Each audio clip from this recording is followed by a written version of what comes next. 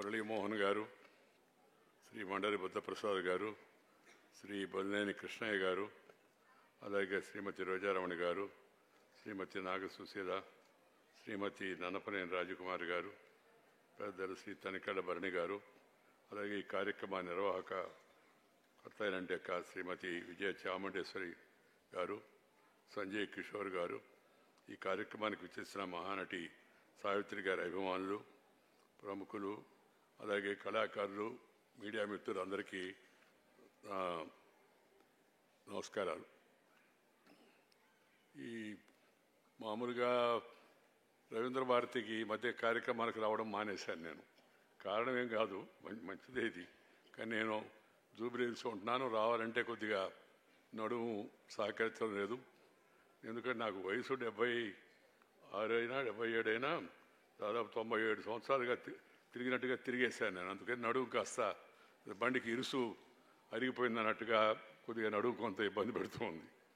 అయినా ఈరోజు ఒక మంచి కార్యక్రమాన్ని శ్రీ సంజయ్ కిషోర్ సంకల్పించి ఆ ముగింపు ఉత్సవానికి మీరు రావాలి తప్పనిసరిగా అంటే సావిత్రి గారి మీద నాకు ఉన్న అభిమానం, ఆ గౌరవం దృష్ట్యా తప్పనిసరిగా వస్తానని చెప్పాను, వచ్చాను కూడా. ఎక్కువసేపు ఉండి కార్యక్రమం అంతా కూడా పాల్గొనాలని మనసులో ఉన్న అంతసేపు కూర్చోలేకుండా, దీని తర్వాత కూడా ఇంకొక కార్యక్రమం ఉంది నాకు. మళ్ళా మహానటిగా ప్రేక్షకాభిమానం సంపాదించుకున్న సావిత్రి గారి 90వ జయంతి సందర్భంగా సాధికారిక నట సర్వస్వం స్మృతికి మనందరి తరఫున నేను నివాళులు అర్పిస్తూ ఉన్నాను. ఆమె ఎక్కడ ఉన్నా ఆత్మ శాంతంగా ఉండాలని, ఆమెకు తప్పనిసరిగా సద్గతులు భగవంతుడు ప్రార్థించేట్టుగా చూస్తాడని చెప్పి నేను భావిస్తున్నాను. సావిత్రి గారి 90వ జయంతి సందర్భంగా సావిత్రి మహోత్సవ్ పేరు కూడా అద్భుతంగా మంచి పేరు పెట్టారు. ఈ చక్కని కార్యక్రమాన్ని ఏర్పాటు చేసిన సంగమం ఫౌండేషన్ వారికి, సావిత్రి గారి కుమార్తె విజయ చాముండేశ్వరి గారికి, అలాగే సంజయ్ కిషోర్ గారికి, దాంతోపాటు సహకరించిన బొల్లేని కృష్ణయ్య గారికి, ఇతర పెద్దలందరికీ కూడా నేను హృదయపూర్వకమైన శుభాకాంక్షలు తెలియజేస్తున్నాను. సావిత్రి గారి జీవితం నుంచి ఈ తరం యువత తెలుసుకోవాల్సిన అంశాలు ఎన్నో ఉన్నాయి. నటులు కావచ్చు, సాధారణ వ్యక్తులు కావచ్చు, జీవితంలో ఎదిగిన ప్రతి ఒక్కరూ సావిత్రి గారి యొక్క జీవితం నుంచి నేర్చుకోవాల్సిన ఎంతో ఉందని చెప్పి నేను భావిస్తున్నాను. నటిగా ప్రతి అవకాశాన్ని సద్వినియోగం చేసుకుంటూ సమాజ శ్రేయస్సు కోసం పాటుపడుతూ ముందుకు సాగిన వారి జీవితం ఆదర్శప్రాయం.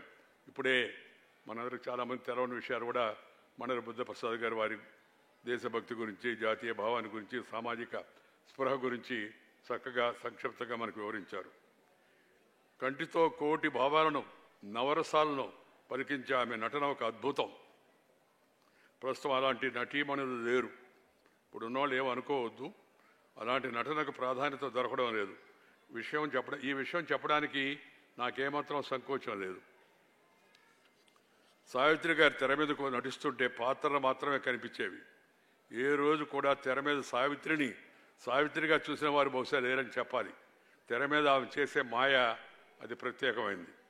కేవలం ఒక కొన చూపుతో, ఒక పెదవి విరుపుతో ఆమె ప్రేమను రగిలించగలరు, చిలిపితనాన్ని చిలికించగలరు, అమాయకత్వాన్ని ఒలికించగలరు, విషాదాన్ని వెలిగించగలరు, శృంగారాన్ని రగిలించగలరు, ఇంకెన్నిటినో పలికించగలరు. అలాంటి అద్భుతమైన నటనా కౌశల్యం, అది కూడా సహజమైన నటన, అమాయకత్వం, ముగ్ధ మనోహర రూపం, సాంప్రదాయబద్ధంగా ఉండే ఆహార్యం. ఇలా సావిత్రి గురించి చెప్పాలంటే ఎన్నో విషయాలు చెప్పుకోవాలా. సాంప్రదాయబద్ధంగా సినిమా రంగంలో సాంప్రదాయబద్ధంగా ఉండే నటీమణులు కొద్దిమంది ఉన్నారు. వారిలో ప్రముఖులు సావిత్రి గారు. ఈ రోజుల్లో సినిమాల్లో కథానాయక పాత్ర ప్రాధాన్యత తగ్గిపోతూ ఉంది. కథానాయకుడి పక్కన ఒక అమ్మాయి ఉండాలనే ఆ యొక్క తపన తప్ప ఆ పాత్రకు తగిన గుర్తింపు రావడం లేదని నేను భావిస్తున్నాను. దీనికి కారణం కుటుంబ విలువలున్న చిత్రాలు తగ్గిపోవడం. కుటుంబ కథల్లో అమ్మకు, అక్కకు, భార్యకు, చెల్లికి, వదినకు ఇలా ప్రాధాన్యత ఉండే అనేక పాత్రలకు ఆ రోజుల్లో ఆస్కారం ఉండేది. అభినయం చక్కగా ఉండే తెలుగు కథానాయకులు వేళ్ల మీద లెక్కపెట్టవచ్చు. అంజలీదేవి గారు, షావుకారు జానకి గారు, సావిత్రి గారు, జమున గారు, కృష్ణకుమారి గారు, వాణిశ్రీ గారు, ఇలా ఎంతోమంది నాటి కథానాయకులు తరాల పాటు కథానాయకులుగా నిలిచారంటే దానికి కారణం వారి అభినయ కౌశల్యమే అని చెప్పి నేను ఈ సందర్భంగా మనవి చేస్తాను మీకు. అలాంటి కథానాయకులు ఇప్పుడు ఒకరిద్దరు ఉన్నారు, అయితే వారికి తగిన పాత్రలు అవకాశాలు రావడం లేదు. సినిమా ప్రముఖులు ఈ దిశగా ఆలోచించాల్సిన అవసరం ఉందని నేను భావిస్తున్నాను. కథానాయికకు ప్రాధాన్యత కలిగిన పాత్రలు ఉండాలి. పాత్రకు తగిన అభినయం కలిగిన కథానాయకులను ఎంపిక చేయాలి. సినిమా అనేది ఒక వ్యాపారం, నేను కాదన్ను, కానీ అది కళాత్మక వ్యాపారం అనే విషయాన్ని నిర్మాతలు గుర్తుపెట్టుకోవాలని నేను భావిస్తున్నాను. సావిత్రి గారి జీవితాన్ని ప్రముఖ నిర్మాత అశ్విని దత్ గారి కుమార్తెలు శ్రీమతి ప్రియాంక దత్, శ్రీమతి స్వప్న దత్ నిర్మించగా వారి అరుడు శ్రీ నాగ అశ్విన్ మనోహరమైన రీతిలో అద్భుతంగా ఎంతో కళాత్మకంగా మహానటి సినిమాను తెరకెక్కించారు. వారిని ఈ వేదిక నుంచి సత్కరించడం ఎంతో ఆనందంగా ఉంది. అదేవిధంగా సావిత్రి క్లాసికల్ పుస్తకాన్ని రూపొందించిన సంజయ్ కిషోర్, ఇందాక నేను చెప్పినట్టుగా సహకరించిన కృష్ణయ్య గారికి కూడా ప్రత్యేక అభినందనలు. సావిత్రి గారి జీవితాన్ని సినిమాగా తెరకెక్కించాలనే ఆలోచన అభినందనీయమైంది. మహానటి సినిమా చూస్తుంటే ఒక్కసారిగా పాత రోజులన్నీ కళ్ళ ముందు కదిలాడుతాయి. అంతగా ప్రేక్షకులు నా సినిమాలో లీనం చేయడం సాధారణమైన విషయం కాదు. ముఖ్యంగా ఇలాంటి కథను నిర్మించడం అనే సాహసాన్ని చెప్పాలి. అశ్విని దత్ గారు వారి కుమార్తెలను ఈ సందర్భంగా మనందరం అభినందించకుండా ఉండలేము. ప్రతి నిర్మాత ఇదే విధంగా ఆలోచించాలనేది నా ఆకాంక్ష. కథల విషయంలో పెద్ద నిర్మాతలు కాస్తంత ఆలోచించాలి. మనమైన కథలు ఎన్నో ఉన్నాయి. ఇటీవల ఈటీవీ వారు తమ ఓటీటీ వేదిక ఈటీవీ విన్ నుంచి కథా సుధా పేరిట అనేక మంచి కథలను లఘు చిత్రాలుగా తీసుకొస్తున్నారు. అంతకుముందే మన అమరావతి కథలను, కాంతం కథలను దూరదర్శన్లో ధారావాహికంగా రూపొందించారు. మన తెలంగాణకు చెందిన ప్రముఖ దర్శకుడు శ్రీ శ్యామ్ బెనగల్ గారు సైతం అమరావతి కథలను హిందీలోకి రూపొందించారు. అలాంటి కథలను మన తెలుగు సాహిత్యంలో ఎన్నో ఉన్నాయి. వాటిని కూడా ఈ తరం పిల్లలకు ధారావాహిక రూపంలో అందజేసే ప్రయత్నాలు దర్శక నిర్మాతలు చేయాలి. ముఖ్యంగా అగ్ర నిర్మాతలు ఈ దిశలో చొరవ తీసుకోవాలని చెప్పి నేను కోరుకుంటున్నాను. చాలామంది నేను సినిమాలు చూడని అనుకుంటారేమో. మంచి సినిమాలు నేనే కాదు, ఎవరైనా చూస్తారు. మంచి సినిమా, మంచి అనే సినిమా ఉంటే తప్పనిసరిగా దాన్ని చూడాలనే భావం నాకు. ఇటీవల దగ్గుబాటి రాణా నిర్మాతగా నిర్మించినట్టు యొక్క 35 చిన్న కథ కాదు ఆ సినిమా కానీ, దిల్ రాజు గారి సారథ్యంలో వారి కుమార్తె హర్షిత రెడ్డి నిర్మించిన బలగం సినిమా కావచ్చు, కొండిదల నిహారిక నిర్మాతగా వ్యవహరించిన కమిటీ కుర్రోళ్ళు కావచ్చు, ప్రముఖ దర్శకుడు సుకుమార్ గారి కుమార్తె సుకృతి నటించిన గాంధీ తాత చెట్టు సినిమా కావచ్చు. ఇలా చెప్పుకుంటూ పోతే ఎన్నో సినిమాలు ప్రేక్షకాభిమానం సంపాదించడంతో పాటు అనేక అవార్డులు కూడా ఎంపిక చిత్రాలు ఉన్నాయి. మనము ముఖ్యంగా గమనించాల్సింది ఏంటంటే, సినిమా ఒకవైపు అనుమానం లేదు, అది ఒకవైపు వ్యాపారం, రెండో వైపు మనందరికి వినోదం. దేశంలో, ప్రపంచంలో, మన జీవనంలో అత్యంత చౌకగా లభించేటకి వినోదం ఏతుందో అది సినిమా. అంత చీప్గా మరొక ఇంకే వినోదం కూడా మనకి లభించదు. ఈ పెద్ద సినిమా నిర్మాతలకు నా కోరిక ఏదంటే, మీరు పెద్ద సినిమాలు తీయండి, తప్పలేదు, కానీ అదే సమయంలో మీ ద్వారా సాహిత్యం, కళలు బతికేలా ఇలాంటి చిత్రాలు కూడా నిర్మించే ప్రయత్నాలు ప్రారంభించాలన్నదే నా ఆకాంక్ష. సినిమా కళాత్మక వ్యాపారమే కాదు, మన గత వైభవాన్ని భవిష్యత్ తరాలకు భద్రంగా అందించే మాధ్యమం కూడా. మన సాంప్రదాయాలన్నింటిలో కొన్ని సినిమాలు ప్రేక్షకులకు పదిలంగా అందిస్తున్నాయి. మన పూర్వీకులు అనుభవించి, రంగరించి, మేళవించి మనకు అందించినట్టు యొక్క వేలాది సంవత్సరాల యొక్క ఆ సంస్కృతి సినిమాల ద్వారా తెలుసుకునే అవకాశం మనకు కలిగేది ఆ రోజుల్లో. కానీ ఆ రోజు సినిమాలకి ఈ రోజు సినిమాలకు చాలా తేడా వచ్చింది. కుటుంబ వ్యవస్థ పటిష్టంగా ఉండడం కోసం కూడా సినిమాలు ఆ రోజుల్లో దోహదం చేసేవి. ప్రేమ, అభిమానం, ఆదరణ ఇవన్నీ ఎలా ఉన్నాయనే విషయం కూడా సినిమా మనకి కొత్త తరానికి అనేక సినిమాలు, మంచి సినిమాలు మనకు అందించాయి. ఈ మన గత వైభవాన్ని భవిష్యత్ తరాలకు భద్రంగా అందించే మాధ్యమం కూడా. మన సాంప్రదాయాలన్నింటిలో కొన్ని సినిమాలు ప్రేక్షకులకు పదిలంగా అందిస్తున్నాయి. పాతాళ భైరవి, మాయా బజార్, దేవదాసు, గుండమ్మ కథ, లవకుశ, దానవీర సూరకర్ణ వంటి సినిమాలు నేటికి అందరికి గుర్తున్నాయంటే దానికి కారణం ఆయా చిత్రాల్లో ఉన్న విలువలు, నటీనటుల అభినయం, దర్శక నిర్మాతల దూరదృష్టి. హీరో, హీరోయిన్ తాకకుండా శృంగారాన్ని పండించేవాళ్ళు. ఇప్పుడు తాకినా, పీకినా, గోకినా ఏం జరగడం లేదు, మనం చూస్తూ ఉన్నాం. అంత తేడా వచ్చేసింది నటనలో. అంత అద్భుతంగా నటించేవాళ్ళు, కళ్ళతోనే అభినయించేవాళ్ళు. వాళ్ళ అగ్రగణ్యురాలు శ్రీమతి సావిత్రి గారు. ఎన్టీఆర్, ఏఎన్ఆర్, ఎస్వి రంగారావు, భానుమతి, సావిత్రి, జమున, సూర్యకాంతం, రమణారెడ్డి ఇలా ఎంతోమంది మహానటులు పోటీ పడి నటించి ఆయా పాత్రలకు సినిమాలకు చిర యశస్సును అందించారు. వారందరిలో ప్రముఖంగా మనం చెప్పుకోవాల్సిన నటీమణి శ్రీమతి సావిత్రి గారని చెప్పిన సందర్భంగానే మనం చేస్తున్నాను. సావిత్రి లాంటి మహానటికి మరణం లేదు. ఆ మరణించారు వాస్తవమే. మరో మహానటికి మళ్ళీ పుట్టుక లేదు. కేవలం నటన మాత్రమే కొలమానంగా తీసుకొని సావిత్రిని ప్రజలు ఆరాధించలేదు. ఆమె మంచితనం కూడా ఆమెకు చిర యశస్సును అందించింది. తెలుగువారిలో ఎవరినైనా మీకు నచ్చిన నటి ఎవరండి అని అడిగితే ఖచ్చితంగా 70% మంది సావిత్రి గారి పేరు చెప్తారని చెప్పని నేను భావిస్తున్నాను. మిగిలిన 30% కూడా సావిత్రి పేరు చెప్పేవారు. ఎందుకంటే ఎప్పటికీ సావిత్రి మహానటే. తెలుగు చలనచిత్ర రంగంలో, సినిమా రంగంలో మహానటి అని పేరు పొందినట్టే మహా వ్యక్తి శ్రీమతి సావిత్రి గారని చెప్పే సందర్భంగానే మనం చెప్తున్నాను. ఆవిడ నటనను అధిగమించేందుకు ఎందరో ప్రయత్నించారు.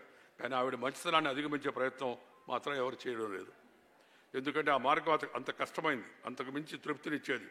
సావిత్రి గారు చేసిన మంచి పనులు ఇప్పటికీ ఆమెను జీవింపజేస్తున్నాయి. అద్భుతమైన నటన ద్వారా ఆమె మరిన్ని రోజులు ఆయా సినిమాల రూపంలో జీవించే ఉంటారు. అలాంటి మహానటి స్మృతి కార్యక్రమాన్ని ఈ సంగమం ఫౌండేషను వారి కుమార్తె శ్రీమతి విజయ చాముండేశ్వరి అలాగే అల్లుడు వీళ్ళందరూ కూడా ఈ కార్యక్రమాన్ని చేపట్టి ఒక మహోత్సవం ఈ హైదరాబాద్ నగరంలో నిర్వహించడం చాలా సంతోషం. ఈ మంచి కార్యక్రమాన్ని చేపట్టినందుకు వారందరినీ నేను హృదయపూర్వకంగా అభినందిస్తూ ఉన్నాను. సినిమా వినోదానికి ప్రాముఖ్యత ఇవ్వాలి, కానీ సినిమా సందేశానికి కూడా ప్రాముఖ్యత ఇవ్వాలి. సందేశం ఇస్తే సినిమా ఎవరు చూస్తారు సార్ అంటారు. రామోజీరావు గారు తీసిన సినిమాలు చూడండి, ప్రతి సినిమాలో ఒక సందేశం ఉంది. ఆడలేదా సినిమా? సీతారామయ్య గారు మనవరు లాంటి సినిమా చూస్తే మనం అద్భుతమైనట్టు అలాంటి సినిమా, సహజంగా కుటుంబ వ్యవస్థను ప్రతిబింబించేటి అలాంటి సినిమా ఆడలేదా? ఎన్ని సినిమాలు నటీమణిని ప్రధాన పాత్రలో ఎంపిక చేసిన సినిమాలు కూడా చాలా ఆడతాయి తప్పనిసరిగా. కానీ ఒక తప్పుడు అభిప్రాయంతో ఉన్నారు నిర్మాతలు. ఈ వెకిలి చేస్తుంది ఏందే, లేకపోతే ఇంకా ఆ సీన్లన్నీ నేను వర్ణించడం నాకు ఇష్టం లేదు, అలాంటివి ఏందే సినిమా సరిగా ఆడదనే తప్పురాయంతో ఉన్నారు.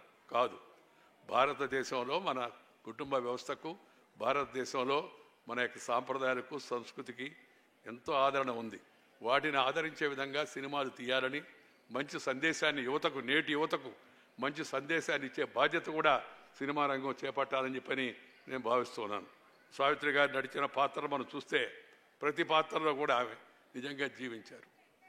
ఆమె మాయాబజార్ సినిమా చూస్తూ ఉంటే మళ్ళా కూడా అనిపిస్తుంది ఆ సినిమా, ఆ ఘటోత్కజుడు లాగా ఆమె కాసేపు నటించడం అవుతుందో అది చూస్తుంటే మళ్ళా కళ్ళకు కనపడినట్టుగా ఉంది.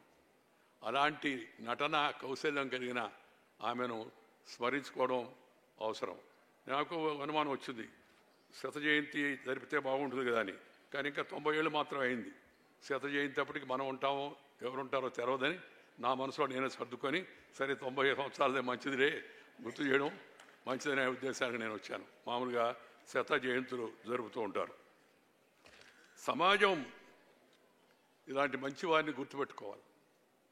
యువతరం ఆయా రంగాల్లో అలాంటి మంచి వారి యొక్క చూపినట్టు మార్గంలో నటించాలి.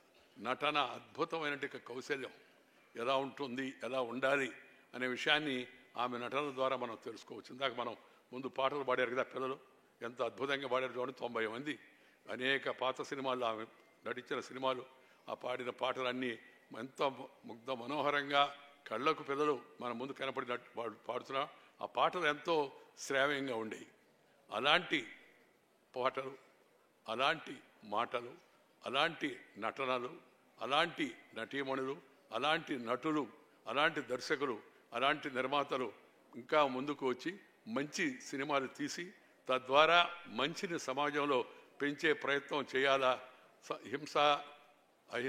హింస జుగుప్సగా ఉండే వాటికి ప్రాధాన్యత ఇవ్వకుండా సినిమాకి పోతే కుటుంబ సమేతంగా అందరూ కలిసి, నీ కూతురు, నీ కొడుకు, నీ కోడలు, నీ మనవరాలు వాళ్ళందరితో కలిసి వెళ్ళి సినిమాను చూసి సంతోషించగలిగే విధంగా సినిమాలు తీయాలనే విషయాన్ని సినిమా నిర్మాతలు గుర్తుపెట్టుకోవాలి. అప్పుడే దాంట్లో వాళ్ళు నేను ఇందాక చెప్పినట్టుగా విలువలు కొన్ని పాటించే, సాంప్రదాయాలు పాటించే విధంగా సినిమాలు తీస్తారు. ఇది నేటి తరానికి ఎంతో అవసరం. మనం సావిత్రి గారు నటించిన సినిమాలు చూస్తే ఏ సినిమాలో కూడా ఆమె అశ్లీలంగా నటించలే, ఎప్పుడు కూడా అంగాంగ ప్రదర్శన చేయలే. కానీ అద్భుతమైన ముగ్ధ మనోహరమైన ముఖం, ఆమె మాటలు, ఆమె అభినయం ప్రజల మనసుల్లో అలాగే ఉండిపోయాయి. అంతటి మంచి నటనా కౌశల్యం కలిగిన మంచి మనిషిని, మహానటిని ఈరోజు సాయంత్రం పూట మనందరం స్మరించుకోవడం, వారి పేరుతో వరుసగా 6 రోజుల నుంచి ఉత్సవాలు జరుపుతూ వారు నటించిన సినిమాలని కూడా చూపిస్తూ ఇంత మంచి అద్భుతమైన కార్యక్రమాన్ని రూపొందించిన శ్రీమతి విజయ చాముండేశ్వరి, అలాగే మన సంజయ్ కిషోర్, అలాగే కృష్ణయ్య గారు, ఇందాక చెప్పినట్టుగా సిడబ్ల్యూ, ఎవరెవరైతే పూర్ణచంద్రరావు గారు, తర్వాత ఇంకా కొంతమంది పేరు చెప్పారు, వాళ్ళందరినీ కూడా నేను ఈ మంచి కార్యక్రమం చేపట్టేందుకు హృదయపూర్వకంగా అభినందిస్తున్నాను. మీ అందరికి కూడా ఈ కార్యక్రమాన్ని ఆదరిస్తున్నందుకు మిమ్మల్ని అందరూ కూడా హృదయపూర్వకంగా ధన్యవాదాలు తెలియజేస్తూ మీరు సెలవు తీసుకొని నమస్కారం. జై హింద్. పెద్దలు వెంకయ్య నాయుడు గారి సందేశంలో ప్రేమపూర్వకమైన ఈ తరం నిర్మాతలకి ఒక చక్కటి ప్రోత్సాహకం ఉంది. అలాగే జరగకూడని విషయం